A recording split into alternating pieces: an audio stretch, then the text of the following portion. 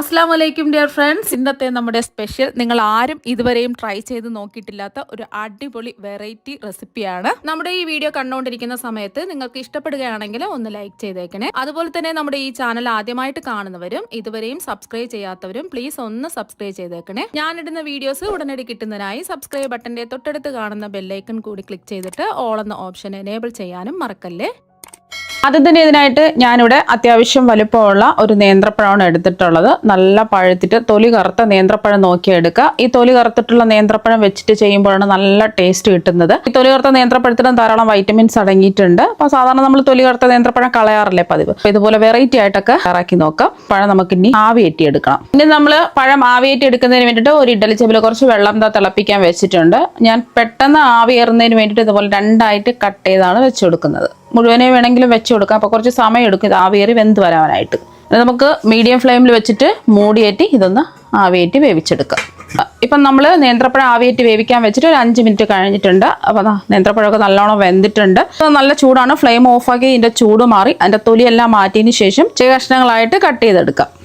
നേന്ത്രപ്പഴത്തിൻ്റെ ചൂടെല്ലാം മാറിയതിന് ശേഷം ചെറിയ കഷ്ണങ്ങളായിട്ട് ഇതാ കട്ട് ചെയ്തെടുത്തിട്ടുണ്ട്. ഇതായിട്ട് നമുക്ക് വേണ്ടത് തേങ്ങാപ്പാലാണ്. തേങ്ങാപ്പാലിൻ്റെ 1-ാം പാലും 2-ാം പാലും എടുത്തിട്ടുണ്ട്. അത്യാവശ്യം വലിപ്പമുള്ള ഒരു തേങ്ങ ചിരകി എടുത്തിട്ട് ആദ്യം നമ്മൾ 1.5 കപ്പ് വെള്ളം ഒഴിച്ച് ജസ്റ്റ് 1 മിനിറ്റ് ഒന്ന് അടിച്ചിട്ട് അരിച്ചെടുത്തിട്ടുള്ള 1-ാം പാലും എടുത്തതിന് ശേഷം അതിൻ്റെ കൊത്തുണ്ടല്ലോ അതിട്ടിട്ട് വീണ്ടും നമുക്ക് 1.5 കപ്പ് വെള്ളം ഒഴിച്ച് ജസ്റ്റ് 1-2 മിനിറ്റ് അടിച്ചെടുത്തിട്ടുള്ള 2-ാം പാലും ആണ് ഇത്. അപ്പോൾ നല്ലോണം ഒന്ന് അരിച്ചെടുക്കുക. ഒട്ടും തന്നെ ആ കൊത്തുണ്ടാവാൻ പാടില്ല. 250 ml കപ്പിന് 3 കപ്പ് തേങ്ങാപ്പാലാണ് എടുത്തിട്ടുള്ളത്. ഇനി നമ്മൾ പുഴുങ്ങി കട്ട് ചെയ്ത് വെച്ചിരിക്കുന്ന നേന്ത്രപ്പഴം ഒരു മിക്സിയുടെ ജാറിലേക്ക് അങ്ങിടാം. കുറച്ച് വലിപ്പമുള്ള ജാർ എടുക്കുക. ഇനി ഇതിലേക്ക് ഒരു 1/4 ടീസ്പൂൺ ചെറിയ ജീരകം ചേർക്കാം. അപ്പം ഞാനിപ്പോൾ ചെറിയ ജീരകം മുഴുവനാണ് എടുത്തിട്ടുള്ളത്. ചെറിയ ജീരകത്തിൻ്റെ പൊടി ഉണ്ടെന്നുണ്ടെങ്കിൽ അത് എടുത്താലും മതി. ഇത് 1/4 ടീസ്പൂൺ വേണ്ട, 2 നുള്ളൊക്കെ ചേർത്ത് കൊടുത്താൽ മതി. അപ്പോൾ ചെറിയ ജീരകത്തിൻ്റെ ടേസ്റ്റ് ഇഷ്ടമല്ല എന്നുണ്ടെങ്കിൽ അത് ഒഴിവാക്കിയിട്ട് ഏലക്ക പൊടി മാത്രം ചേർത്താൽ മതി. ഇനി ഒരു 5 ഏലക്കയും കൂടി ഇട്ട് കൊടുക്കാം. ഏലക്ക പൊടിയാണെന്നുണ്ടെങ്കിൽ കൂടെ ചേർക്കാം, അല്ലാന്നുണ്ടെങ്കിൽ ലാസ്റ്റിൽ ചേർത്ത് കൊടുക്കാം. ഒരു 1/4 ടീസ്പൂൺ ഏലക്ക പൊടിയൊക്കെ ചേർത്ത് കൊടുത്താൽ മതിയാവും. മധുരം ഒന്ന് ബാലൻസ് ചെയ്യാൻ വേണ്ടിയിട്ട് 2 നുള്ളു ഉപ്പ് ചേർക്കാം. നമ്മൾ എടുത്ത് മാറ്റി വെച്ചിരിക്കുന്ന തേങ്ങാപ്പാലിൽ നിന്നും 1 കപ്പ് തേങ്ങാപ്പാൽ ഇതിലേക്ക് അങ്ങ് ഒഴിച്ചു കൊടുക്കാം. നിങ്ങൾക്ക് തേങ്ങാപ്പാലിന് പകരം പശുവിൻ പാലിലും ചെയ്തിട്ടെടുക്കാം. കുറച്ചും കൂടെ ടേസ്റ്റ് കൂടുതൽ കിട്ടുന്നത് നമ്മൾ തേങ്ങാപ്പാലിൽ റെഡിയാക്കി എടുക്കുമ്പോഴാണ്. ഇതിപ്പോൾ ഒന്നുമില്ല, നല്ല ഫൈനായിട്ട് ഇതൊന്ന് അരച്ചെടുക്കാം. നേന്ത്രപ്പഴം ഇതാ കട്ടകളൊന്നുമില്ല, നല്ല ഫൈൻ പേസ്റ്റായിട്ട് ഇതാ അരച്ചെടുത്തിട്ടുണ്ട്. ഇനി ഇതിലേക്ക് നമ്മൾ ചേർത്ത് കൊടുക്കുന്നത് അരിപ്പൊടിയാണ്. വറുത്ത അരിപ്പൊടിയാണ് എടുത്തിട്ടുള്ളത്. ഒട്ടും തരിയൊന്നും ഇല്ലാത്ത വറുത്ത പച്ചരിപ്പൊടി വേണം എടുക്കാനായിട്ട്. ഇടിയപ്പം പത്തിരി അപ്പത്തിനൊക്കെ എടുക്കുന്ന വറുത്ത പച്ചരിപ്പൊടി എടുക്കുക. 100 ഗ്രാം അരിപ്പൊടിയാണ് എടുത്തിട്ടുള്ളത്. ml അളവിന് 250 ml കപ്പിന് 1/2 കപ്പ് വറുത്ത പച്ചരിപ്പൊടി ഇത് എടുത്തിട്ടുണ്ട്. ഇനി ഇതിലേക്ക് മധുരത്തിന് വേണ്ടിയിട്ട് ഞാനിപ്പോൾ പഞ്ചസാരയാണ് ചേർത്ത് കൊടുക്കുന്നത്. 100 ഗ്രാം പഞ്ചസാരയുടെ 250 ml കപ്പിന് 1/2 കപ്പ് പഞ്ചസാരയാണ് ചേർക്കുന്നത്. ഇത് ഒരു നോർമൽ മധുരമാണ്. നല്ല മധുരമൊക്കെ വേണമെന്നുണ്ടെങ്കിൽ 1/4 കപ്പ് പഞ്ചസാര വരെ എടുക്കാവുന്നതാണ്. നമ്മൾ എടുക്കുന്ന നേന്ത്രപ്പഴം നല്ല മധുരമുള്ള നേന്ത്രപ്പഴം ആണെന്നുണ്ടെങ്കിൽ 1/2 കപ്പ് പഞ്ചസാര ചേർത്ത് നോക്കി. മധുരം ഇല്ലാന്നുണ്ടെങ്കിൽ മാത്രം കുറച്ചും കൂടെ പഞ്ചസാര ചേർത്ത് കൊടുക്കുക.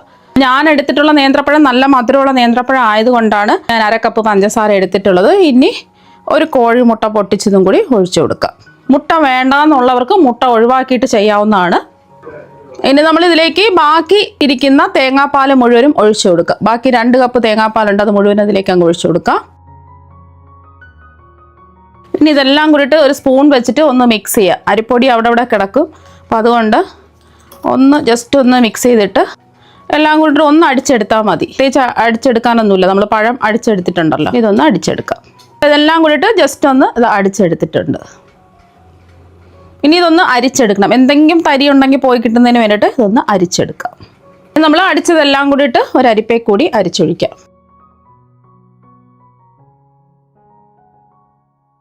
ഇപ്പോൾ ഇതെല്ലാം ഒന്ന് അരിച്ചെടുത്തിട്ടുണ്ട്. ഈ ചെറിയ തരികൾ നമുക്ക് വേണ്ട. ഇപ്പോൾ ഇതെല്ലാം ഒന്ന് അരിച്ചെടുത്തിട്ടുണ്ട്. ഇതിപ്പോൾ കുറച്ച് കട്ടിക്കാണ് ഇരിക്കുന്നത്. ഇതിലേക്ക് ഒരു 1/2 കപ്പ് വെള്ളമോ അല്ലെങ്കിൽ 1/2 കപ്പ് തേങ്ങാപ്പാലോ ഒഴിച്ചു കൊടുത്താൽ മതിയാവും. നിങ്ങൾ നോക്കുക, ഇതുപോലെ കട്ടിയാണെന്നുണ്ടെങ്കിൽ മാത്രം വെള്ളം ഒഴിച്ചു കൊടുത്താൽ മതിയാവും. നമ്മളെടുത്ത ബാറ്റർ ലൂസായിട്ട് വേണം ഇരിക്കാൻ, ഒരുപാട് അങ്ങ് കട്ടിയാവാൻ പാടില്ല. ഇതിലേക്ക് ഒരു 1/2 കപ്പ് വെള്ളം ഒഴിച്ചു കൊടുക്കും. സാധാരണ പച്ചവെള്ളം തന്നെയാണ് എടുത്തിട്ടുള്ളത്. 250 ml കപ്പിന് 1/2 കപ്പ് വെള്ളം ഒഴിച്ച് നന്നായിട്ടൊന്ന് മിക്സ് ചെയ്ത് എടുത്തിട്ടുണ്ട്. അപ്പോൾ നമ്മുടെ ബാറ്റർ ഇതാ റെഡി ആയിട്ടുണ്ട്. ഈ ഒരു കട്ടിക്ക് വേണം റെഡിയാക്കി എടുക്കാൻ. ആദ്യം എല്ലാം ഒന്ന് മിക്സ് ചെയ്തതിന് ശേഷം നോക്കുക. കട്ടി നോക്കിയിട്ട് വേണമെന്നുണ്ടെങ്കിൽ മാത്രം വെള്ളം ഒഴിച്ചു കൊടുത്താൽ മതിയാവും. ഇതുപോലത്തെ അളവ് കപ്പ് ഇല്ലാന്നുണ്ടെങ്കിൽ വീട്ടിലുള്ള ഏതെങ്കിലും ഒരു ഗ്ലാസ് എടുക്കുക. ആ ഗ്ലാസിൻ്റെ അളവിനനുസരിച്ച് എല്ലാം അളന്നെടുത്താൽ മതിയാവും. അപ്പം നമ്മുടെ ബാറ്റർ ഇവിടെ റെഡി ആയിട്ടുണ്ട്. ഇനി ഒരു കടായി എടുത്തിട്ടുണ്ട്. ഫ്ലെയിം ഒന്നും ഓണാക്കി കൊടുക്കരുത്. ഇനി നമ്മുടെ തയ്യാറാക്കി വെച്ച ബാറ്റർ ഇതിലേക്ക് അങ്ങ് ഒഴിച്ചു കൊടുക്കാം. ഇപ്പോൾ ബാറ്റർ ഫുള്ളും ഒഴിച്ചു കൊടുത്തു. ഇപ്പം ഞാൻ ഫ്ലെയിം ഓണാക്കി കൊടുത്തിട്ടുണ്ട്. ആദ്യം ഹൈ ഫ്ലെയിമിൽ വെച്ച് കൊടുക്കുക. ചെറുതായിട്ടൊന്ന് കുറുകി വരുന്ന സമയത്ത് നമുക്ക് ഫ്ലെയിം കുറച്ച് വെച്ച് കൊടുക്കാം. കൈവിടാതെ തന്നെ ഇളക്കി കൊടുക്കുക. പെട്ടെന്ന് തന്നെ റെഡിയായി കിട്ടും.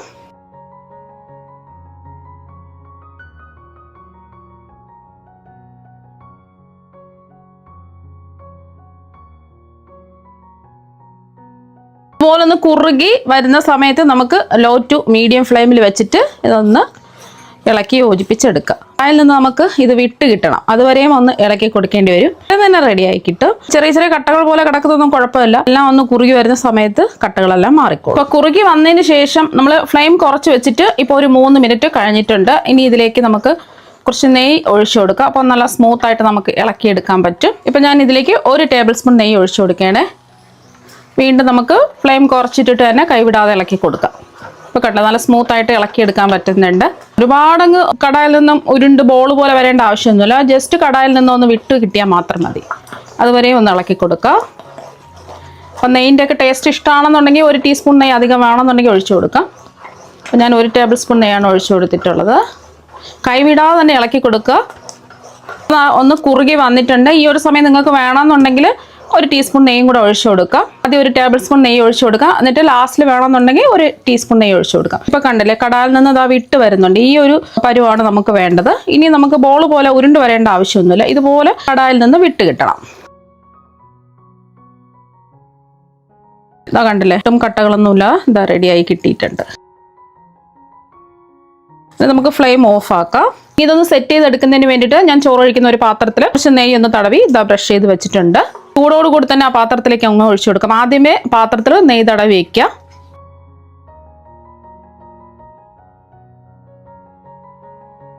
ഇനി ഇതൊന്ന് ലെവൽ ചെയ്ത് കൊടുക്കാം. ആ ചൂടോടുകൂടി തന്നെ ഒരു സ്പാച്ചിലോ ഒരു സ്പൂണിലോ കുറച്ച് നെയ്യ് തടവിയിട്ട് നല്ലതുപോലെ ഒന്ന് ലെവൽ ചെയ്തെടുക്കാം. അപ്പോൾ അതാ ഒന്ന് ലെവൽ ചെയ്തെടുത്തിട്ടുണ്ട്. ഇപ്പം നല്ല ചൂടാണ്. ഇതിൻ്റെ ചൂടൊന്ന് മാറട്ടെ. ഇപ്പം ഇതിൻ്റെ ചൂടൊക്കെ നന്നായിട്ട് മാറിയിട്ടുണ്ട്. ഇനി സൈഡൊക്കെ ഒന്ന് വിടിയിച്ച് കൊടുക്കാം. അപ്പോൾ പെട്ടെന്ന് തന്നെ ഇളകി കിട്ടും. ഇനി ഒരു പാത്രത്തിലേക്ക് ഡീമോൾഡ് ചെയ്യാം. ഇനി ഇത് മെല്ലെ ഒന്ന് തുറന്ന് നോക്കാം. അപ്പോൾ അതാ കണ്ടില്ല, നല്ല അടിപൊളിയായിട്ട് കിട്ടിയിട്ടുണ്ട്. നേന്ത്രപ്പഴവും അരിപ്പൊടിയും വെച്ചിട്ട് വളരെ പെട്ടെന്ന് റെഡിയാക്കി എടുക്കാൻ പറ്റുന്ന കിണ്ണത്തപ്പം ഇവിടെ റെഡി ആയിട്ടുണ്ട്. കണ്ടില്ല, നല്ല ജെല്ലി പോലെ സോഫ്റ്റ് ആയിട്ടാണ് ഇരിക്കുന്നത്. നമുക്ക് ഇഷ്ടമുള്ള ഷേപ്പിൽ കട്ട് ചെയ്തെടുക്കാം.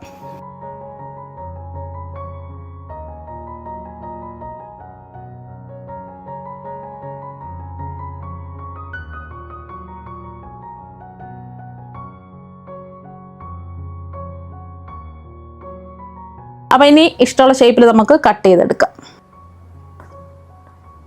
അപ്പോൾ കട്ട് ചെയ്യുമ്പോൾ തന്നെ നിങ്ങൾക്ക് മനസ്സിലാക്കാൻ പറ്റും എത്രമാത്രം സോഫ്റ്റ് ആണെന്നുള്ളത്. ഇപ്പോൾ കണ്ടില്ലേ, ഈ ഒരു ഭാഗം ഒന്ന് കട്ട് ചെയ്യാം.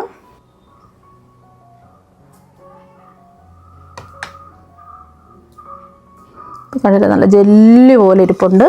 ഇനി കട്ട് ചെയ്യുന്ന ഭാഗം അങ്ങ് എടുക്കാം. അപ്പോൾ നമുക്ക് കട്ട് ചെയ്ത ഭാഗം അങ്ങ് എടുക്കാം. അപ്പോൾ കണ്ടില്ലേ, നല്ല ജെല്ലി പോലെ ഇരിപ്പുണ്ട്.